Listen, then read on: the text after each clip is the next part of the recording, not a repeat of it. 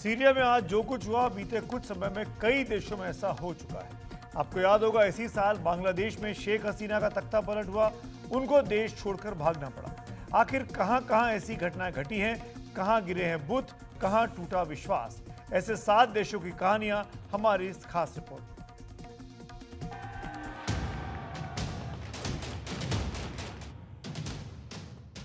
जिस शख्स ने सीरिया पर 29 साल तक एक छत्र राज किया था, जिस शख्स के बेटे ने 24 साल तक राज किया, जिस बाप के बेटे की जोड़ी ने 53 साल तक राज किया, उस राज की धमकी को दरकने और बुत को गिराए जाने में 53 घंटे भी नहीं लगे। सीरिया में अल असद हाफिज के बुतों का गिराया जाना वहां के लोगों के गुस्से की अभिव्यक्ति है। उस आक्रोश की आग से बचने के लिए सीरिया के राष्ट्रपति बशर अल असद अपने परिवार के साथ देश छोड़कर रूस भाग गए।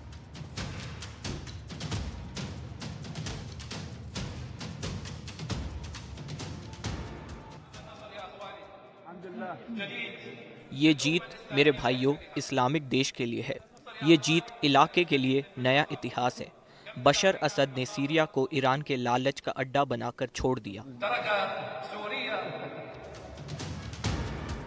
जिस सीरिया में 24 साल तक बशर अल असद की हुकूमत चलती रही, वहां से सीरियन एयर का विमान स्थानीय समय के हिसाब से रविवार सुबह करीब 4 बजे दमिश्क से उड़ा। इसमें असद और उनका परिवार था। ये पहले भूमध्य सागर के किनारे की तरफ बढ़ा, जो कि असद के अलवाइट सेक्ट का गढ़ है, लेकिन फिर इसने यू टर्न लिया, हम्स की ओर बढ़ा, लेकिन 4:40 के करीब ये रडार से लापता हो गया। विमान के क्रैश होने के कयास लगाए जाने लगे। ईरान के मीडिया ने तो यहाँ तक कह दिया कि इजराइल ने इस विमान को मार गिराया, लेकिन विमान के क्रैश होने का कोई सबूत नहीं मिला। ये भी कहा गया कि विमान के ट्रांसपोंडर को ऑफ कर दिया गया ताकि वो कहाँ जा रहा है इसका पता ना चल सके। बताया जा रहा है कि विमान तटीय शहर लताकिया में उतरा, जहाँ रूस का सैनिक अड्डा है। इसके बाद बताया जाता है कि लताकिया से रूसी सैनिक विमान मॉस्को के लिए उड़ा और उसी विमान में सवार होकर असद अपने परिवार के साथ मॉस्को पहुंचे, जहां उनको शरण दी गई है। शरण से याद आया कि तख्ता पलट में कई बार लोकप्रिय सरकारें भी दफन हो जाती हैं। बांग्लादेश में शेख हसीना। इसी साल अगस्त महीने में बांग्लादेश में शेख हसीना को देश छोड़कर भागना पड़ा। प्रदर्शनकारी उनके घर में घुस गए थे और तोड़फोड़ की थी। आलम यह था कि बांग्लादेश के राष्ट्रपिता शेख मुजीबुर रहमान की मूर्ति को तोड़ा गया। भारत के पड़ोस में श्रीलंका में 13 जुलाई 2022 को राष्ट्रपति गोटबाया राजपक्षे को आर्थिक संकट पर लोगों के आक्रोश और विरोध के कारण देश छोड़कर भागना पड़ा। तब भी लोग राष्ट्रपति भवन में घुस गए थे।